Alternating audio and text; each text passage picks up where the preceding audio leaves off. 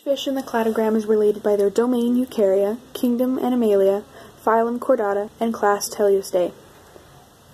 The common ancestors at the beginning in each branch represents genetic variation from that first ancestor. For instance, the Anguilla rostrata has almost invisible or no scales and is snake-like, while fish that are 90% related could have a non-snake-like body or shorter body.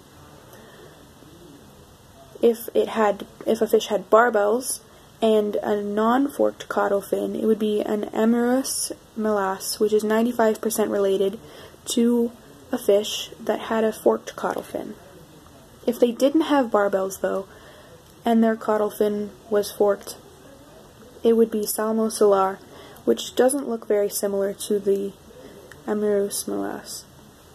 If the scales were visible, and it had one dorsal fin, and the length was more than 4 times the width, then it would be one of these two very similar fish. Because their common ancestor was so recent, they are 99% similar in DNA. The Esox americanus and the Esox lucius.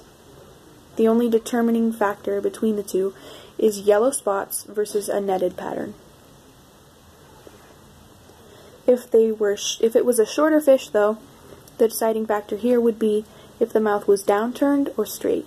If it was downturned, it would be a Catostomus commersoni, and if it was straight, it would be a Cyprinus carpo.